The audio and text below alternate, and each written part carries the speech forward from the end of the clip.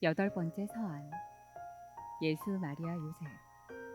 절골에서 1851년 10월 15일. 지극히 공경하올 르그레주아 신부님께. 조선에서 신부님께 두 번째 서한을 씁니다. 1850년 5월 10일에 신부님이 보내주신 서한을 금년 2월에 받고 크게 기뻐하였습니다. 제 서한을 신부님께서 받으시기를 간절히 희망했었는데 이제 신부님께서 그것을 받으셨다는 말씀을 들으니 마음이 놓입니다. 연락원들이 매달 신부님들께 대한 소식을 우리에게 가져다 줄 날이 언제쯤이나 올까요?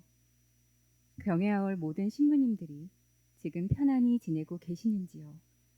신부님들이 무사하신지 궁금합니다. 가련한 우리 조선 포교지는 지극히 좋으신 하느님의 인자로 그럭저럭 잘 되어 나가고 있습니다. 전국적인 박해에 들볶이지는 아니하고 그런대로 안정을 유지하며 편안히 지내고 있습니다. 금년에 별로 칭찬받을 만한 내용이 없는 짧은 서한을 보내드리는 것은 너무 어리석은 짓이 되겠습니다만 한마디도 없이 잠자코 있지는 못하겠고 신부님께 조금만 말씀드리겠습니다. 금년에는 지난해보다 일찍 10월부터 공소순방을 시작하여 저의 관할구역 전체의 순방을 8개월 안에 끝마쳤습니다. 공소순방을 하려고 길을 떠난 지 얼마 지나지 않아 하마터면 공소순방 여행을 중단할 뻔하였습니다. 어떤 여관집의 주인 내외가 부부싸움을 하였습니다. 그 여인이 자기 남편을 골탕 먹이려는 증오심에서 그 여관의 12명의 서양 사람들을 유숙시켰다고 떠벌렸습니다. 즉시 그 여인과 남편이 체포되어 투옥되었습니다. 그리하여 그 서양 사람들을 체포하기 위해 비밀 포졸들이 사방으로 파견되었다는 소문이 타다하게 퍼졌습니다. 혹독한 박해가 일어날 것이라는 공포가 전국적으로 퍼졌습니다. 이러한 돌발 사태 때문에 저는 어쩔 수 없이 공소순방을 중단하고 더 안전한 곳으로 피신하였습니다. 다행히 얼마 후 그 소문은 거짓으로 판명되었고 큰 공포도 사라졌습니다. 이 사건이 가라앉은 다음 저는 지극히 좋으신 하느님의 보호하심으로 무사히 공소순방을 마쳤습니다. 작년에는 사탄이 너무나 큰 소란을 일으켜서 저는 부득이 교우촌을 두 군데나 순방하지 못하였는데 금년에는 사탄이 저에게 마주쳐 오지 않았습니다. 다블리 신부님은 언제나 신병을 알아서 여러 교우촌을 순방할 수가 없습니다. 그래서 저는 너무 약한 어깨에 힘에 겨워 무거운 짐을 짊어지고 있습니다. 따라서 저는 공소를 급하게 순방하느라고 통상적인 성물을 너무 서둘러 집행하였습니다.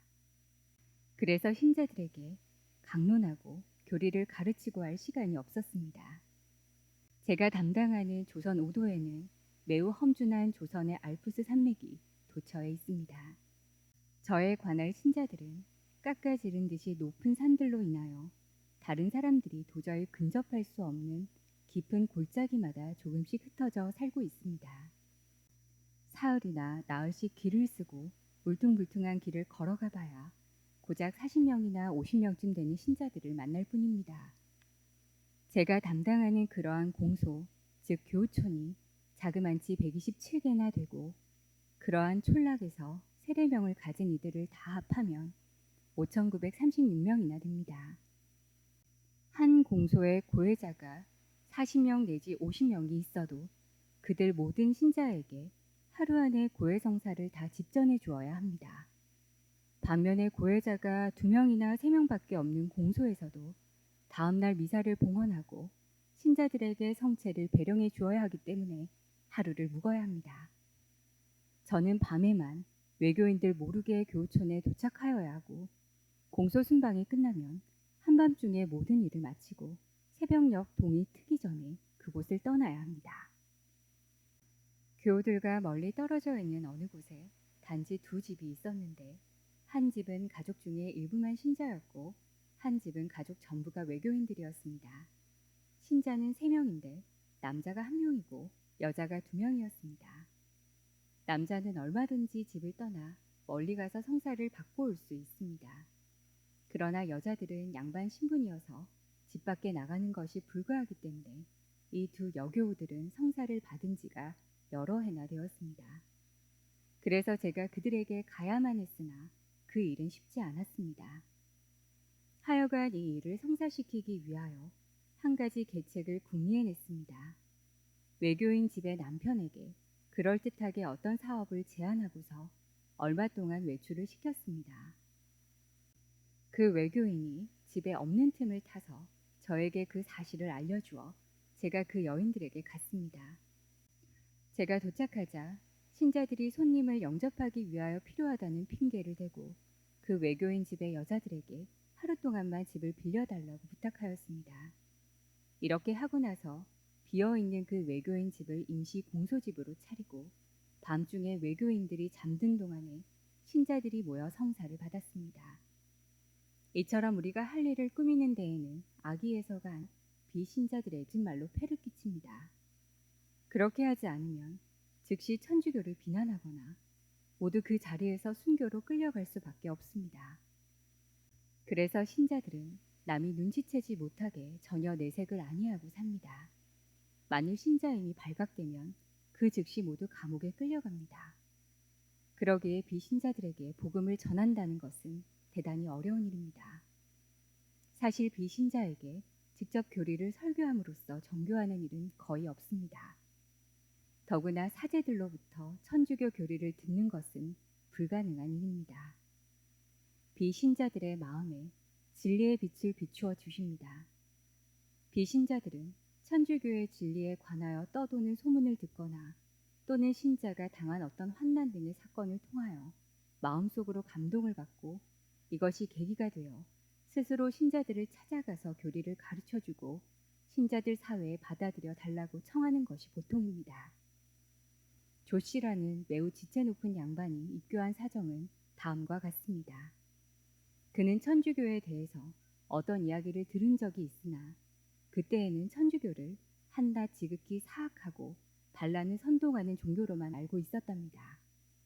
그런데 그의 마을에서 멀지 않은 멍해목이라는 한 산골에 천주교 신자들이 살고 있었습니다. 그 양반이 신자들이 사는 근처 골짜기에 농사를 지으면서 살 집을 지으려고 그 산에 왔습니다. 그때 마침 우연히 멍해목 신자 마을이 화재로 몽땅 타버리는 사건이 벌어졌습니다. 조 씨는 즉시 그 마을에 가서 화재를 당한 신자들을 위로하였습니다.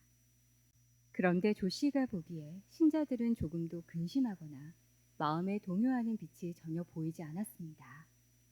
이처럼 엄청난 재난을 당하고서도 신자들이 평온한 낯으로 태연하게 있는 것을 본 조 씨는 매우 이상히 여기며 탐복하였습니다.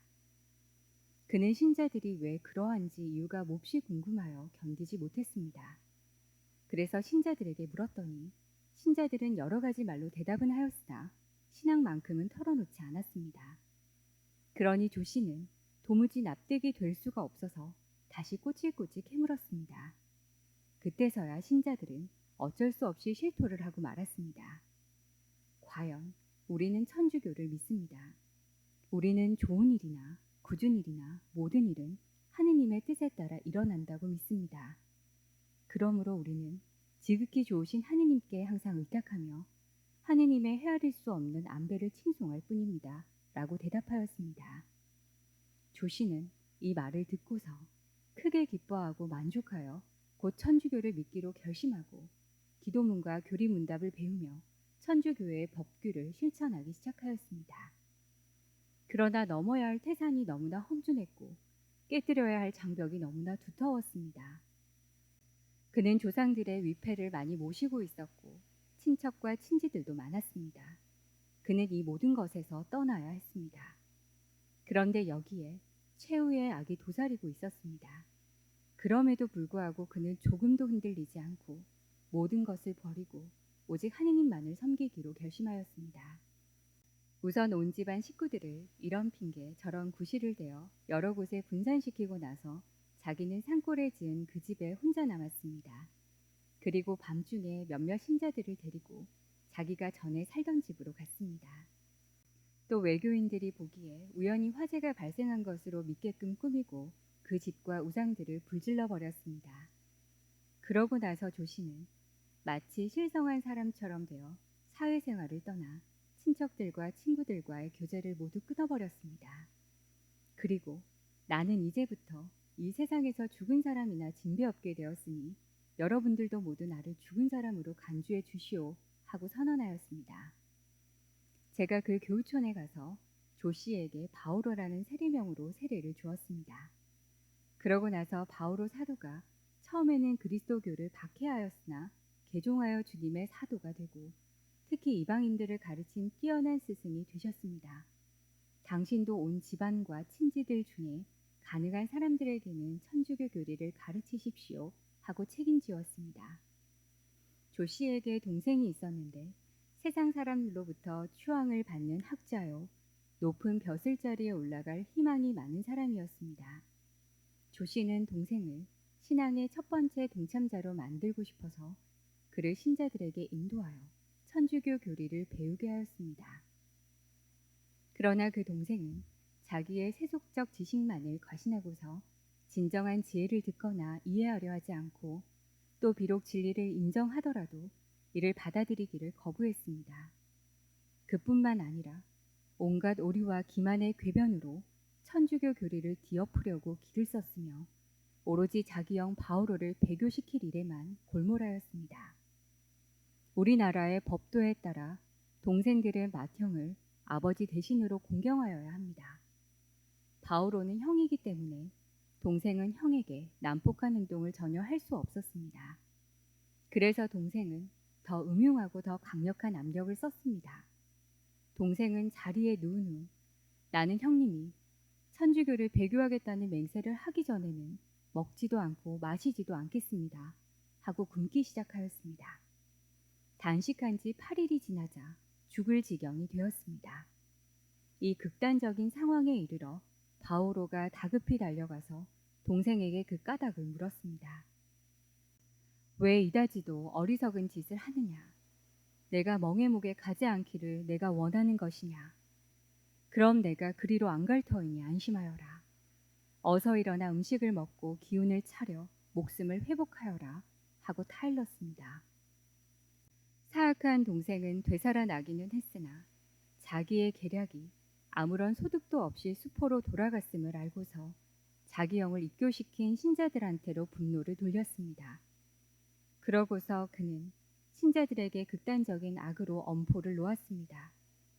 나는 포졸들을 불러 너희를 몽땅 잡아서 결박하여 감옥으로 끌고 가도록 고발하겠다고 협박했습니다. 그리하여 신자들은 애써 시작하였던 농사일을 팽개쳐버리고 공소집을 헐고 다른 곳으로 피신하였습니다.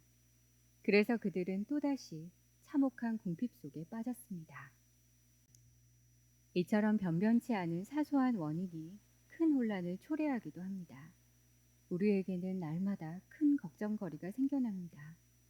비신자들은 신자들 사이에 일어난 사건들을 더 잘 소상히 듣고 알며 신자들을 더욱 쉽게 의심합니다. 그들은 모함과 악의에 찬 중상의 소문만 들을 뿐이고 진실은 한마디도 듣지 못합니다. 비신자들 사이에 돌아다니는 이야기들은 신자들의 체포, 투옥, 형벌, 사형 등 처참한 이야기뿐입니다.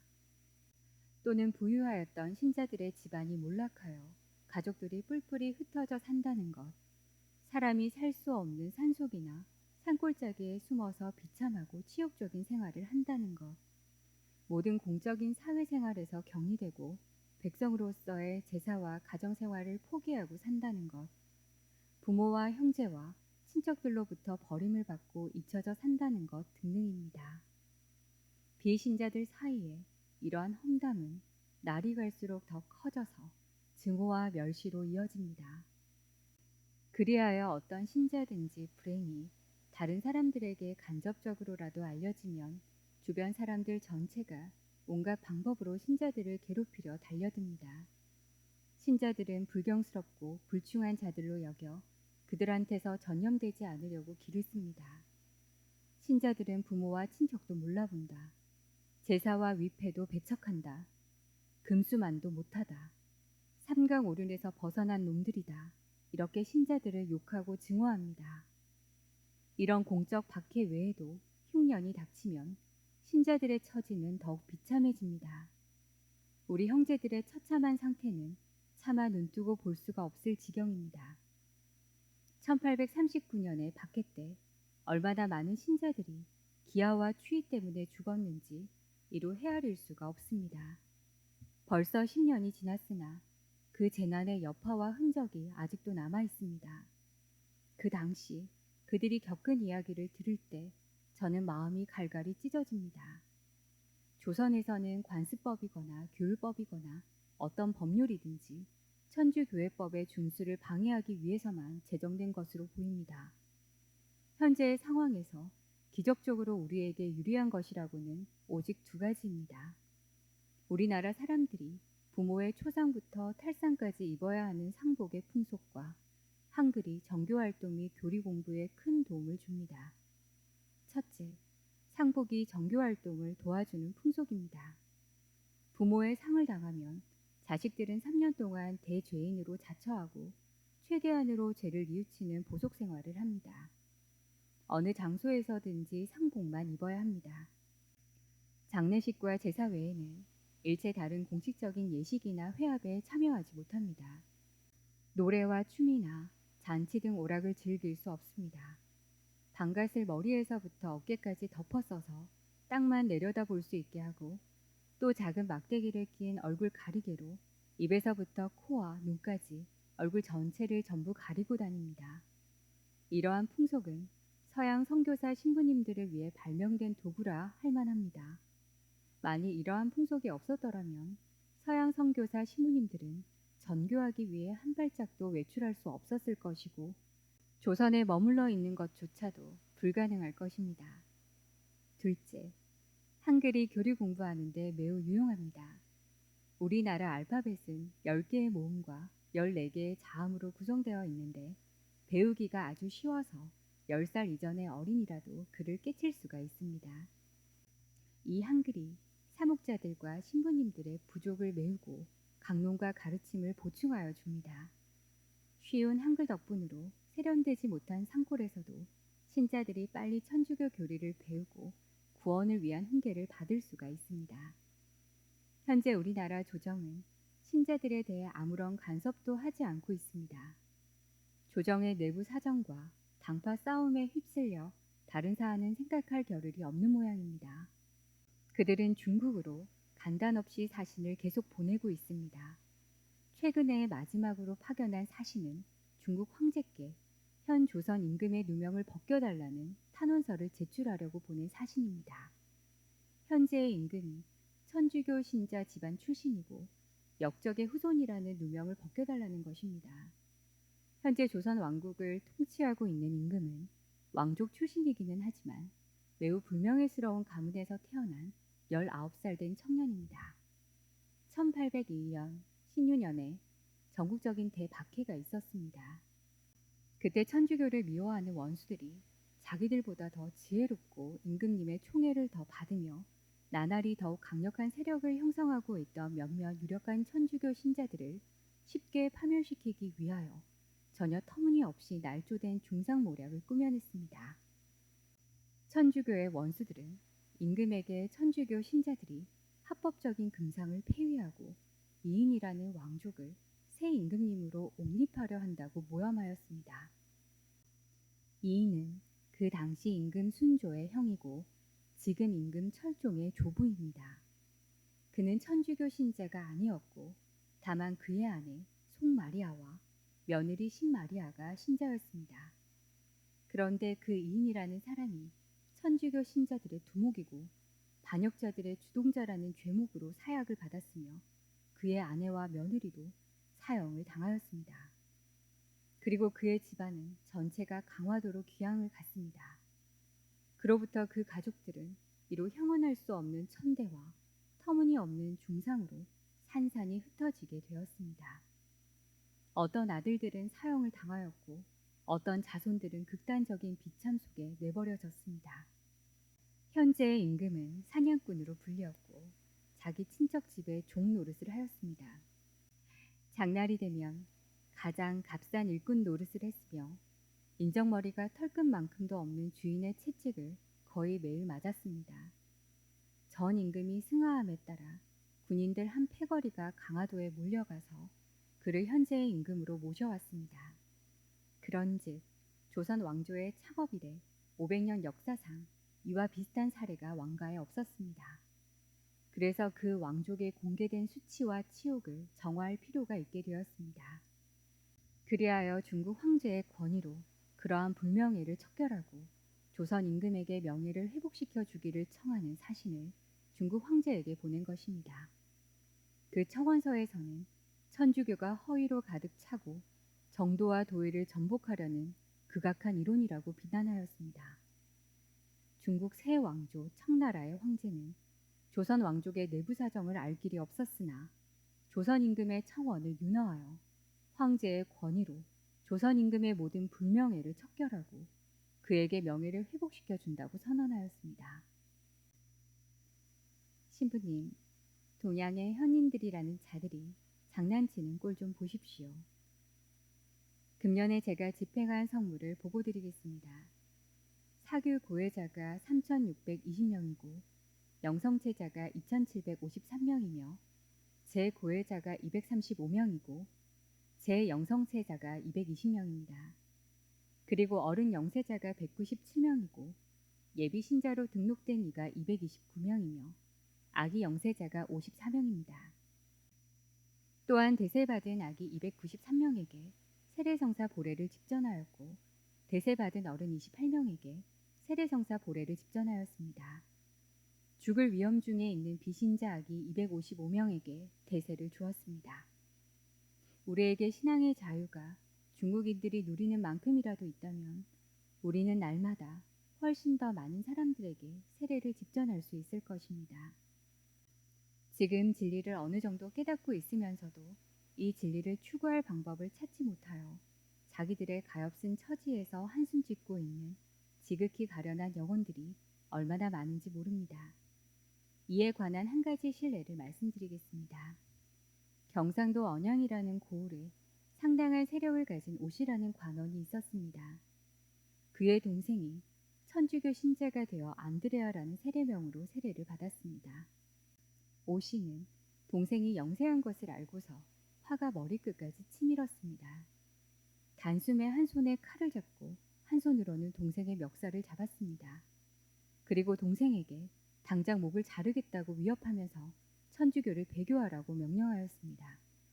안드레아는 조금 더 겁내지 않으면서 목을 내밀고 어서 치라고 대답했습니다. 동생의 굳센 태도에 흉악한 역이 굴복하고 말았습니다. 한편 그 잔인한 오씨의 아내는 이런 용감한 힘을 주는 천주교 진리에 탐복하여 자기도 전심전력으로 천주교를 믿겠다고 결심하였습니다. 그러나 신앙을 지키고 신자 생활을 실천할 방법이 없었습니다. 그의 집에서는 전혀 불가능하였고 그렇다고 하여 그 집을 빠져나올 수도 없었습니다. 그래서 마음속으로만 노심초사하고 있었습니다. 이와 같은 처지의 사람들이 무수히 많습니다. 이들에게 신앙의 자유가 조금이라도 있다면 틀림없이 기뻐 용약하면서 그리스도의 양무리 안에 들어올 것입니다. 주님, 저희를 불쌍히 여기소서. 바싹 말라버린 저희 땅에 당신 자비의 소나기를 퍼부어 주소서. 진리에 목말라 목이 타고 있는 저희에게 당신 구원의 물을 실컷 마시게 해주소서. 조선 정부가 세실 함장의 편지에 대한 회답을 라피에르 함장에게 보낸 것을 신부님들에게 소개합니다. 이것이 원문과 똑같은 것인지 아닌지는 알 수 없으나 조선 조정이 다음과 같이 발표한 것은 사실입니다. 지난해 1846년 조선 왕국의 영토인 외연도에서 어떤 주민이 외국 함선에서 건네준 편지라고 말하면서 우리 조정에 전해왔습니다. 우리 조정에서는 이 소식에 크게 놀라 편지를 펼쳐보니까 당신들 왕국의 세실함장이 우리 대신들에게 보낸 편지라는 것을 알았습니다. 그 편지에는 다음과 같은 내용이 담겨 있었습니다. 우리 왕국의 고귀한 인물인 앵베르, 샤스탕, 모방 등 어른 세 분이 불행하게도 당신들에 의해 사형을 당했습니다. 이제 우리는 당신이 무슨 이유로 그분들을 죽였는지를 묻고자 하여 온 것입니다. 당신들은 아마 당신 나라의 법률이 외국인의 무단 입국을 금하는데 그 세 분들이 이 법률을 어겼기 때문에 사형을 당한 것이라고 말씀하시겠죠. 그러나 만약에 중국이나 만주인이나 일본인이 조선에 입국하는 일이 있으면 당신들은 감히 그들을 죽이지 못하고 각기 그들을 자기 본국으로 돌려보냅니다. 그런데 어찌하여 우리나라 사람 그 세 분에 대해서는 중국인이나 만주인이나 일본인처럼 대우하지 않았습니까? 만일 그분들이 살인이나 방화나 그와 비슷한 다른 죄악을 범했다면 당신들이 그분들을 체포하여 처벌하는 것이 마땅한 일이었을 것이고 이에 대하여 우리는 아무 말도 하지 않고 묵인하였을 것입니다. 그러나 그분들은 죄가 없었는데 당신들이 부당하게 사형에 처하였으니 프랑스 국가에 대하여 중대한 모욕을 준 것입니다. 이 편지에 대하여 우리 조선 정부는 다음과 같이 분명한 대답을 하였습니다. 기해년 1839년에 어떤 외국인들이 체포되었습니다. 우리는 그들이 어느 때에 조선에 몰래 잠입하였는지 알지 못합니다.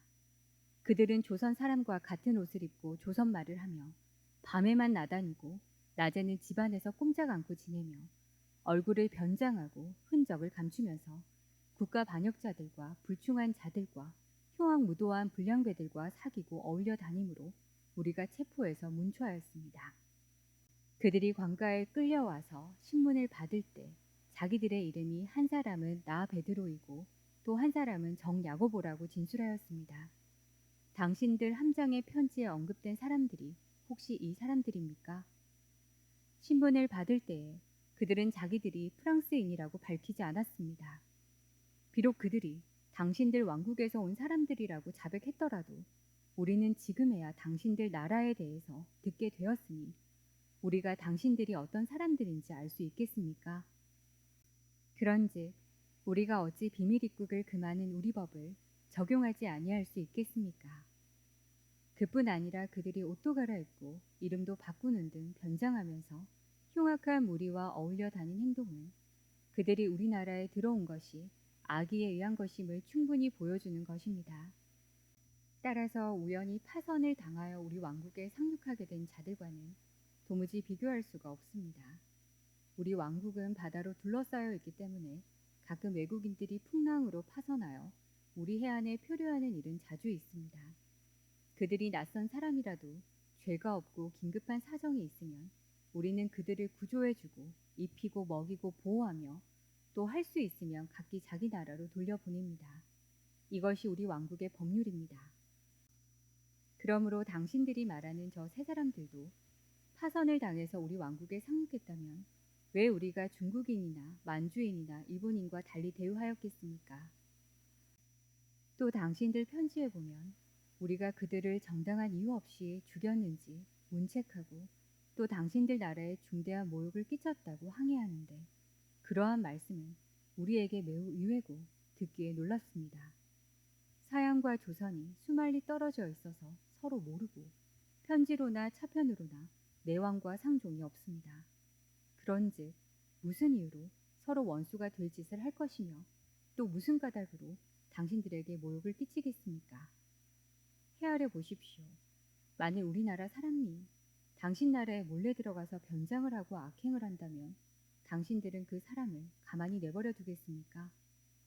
만일 중국인이나 만주인이나 일본인이 당신들 나라 사람들처럼 우리 법을 거슬러 범행하였다면 그들도 우리 법에 따라 처벌하여야 하지 않겠습니까? 이전에 어떤 중국인이 변복하고 몰래 우리 왕국에 들어왔기 때문에 우리 법대로 잡아서 사형에 처한 일이 있습니다. 그러나 중국에서는 이에 대하여 아무런 항의도 없었습니다. 중국 사람들은 우리 국법을 잘 알고 있기 때문입니다. 생각해 보십시오. 우리가 사형에 처한 사람들이 프랑스인이라는 것을 알았다 하더라도 그들의 행동은 살인자나 방화자들의 행동보다도 더 큰 죄가 되는 것이므로 그들을 용서할 수는 없었을 것입니다. 더구나 그들의 국적을 모르므로 우리의 형법대로 극형에 처해야만 했던 것입니다. 사정은 극히 분명하여 더 이상 다른 말을 할 필요가 없습니다. 작년에 보낸 당신들의 편지에 대한 답장을 받으러 금년에 당신들이 오리라는 것을 우리는 짐작하고 있었습니다. 그러나 당신들의 지난해 편지는 필요한 격식을 갖추지 않고 요식 절차 없이 전달된 것이므로 우리는 거기에 대해 답장을 할 의무는 없었습니다. 이 사건은 일개 도의 관찰사가 관여할 문제가 아닙니다. 그뿐 아니라 우리 왕국은 중국 황제에게 종속되어 있으므로 다른 왕국에 관한 문제는 중국 황제께 품위해야 합니다. 그러므로 중국 정부의 동의 없이 당신들이 어찌 회답을 받을 수 있겠습니까? 이런 일은 이루어질 수 없습니다. 그러니 우리 대신들이 당신들에게 대답하더라도 그 내용은 이상에 말한 것과 똑같습니다. 그러므로 이 말을 당신 나라 상관에게 보고하십시오. 그리고 사태의 진상을 설명하기 위하여 위에서 한 것과 같이 말씀드리지 않을 수 없다는 것을 이외로 생각하지 마십시오. 이상이 조선 조정에서 세실함장에게 보낸 회담 요지입니다.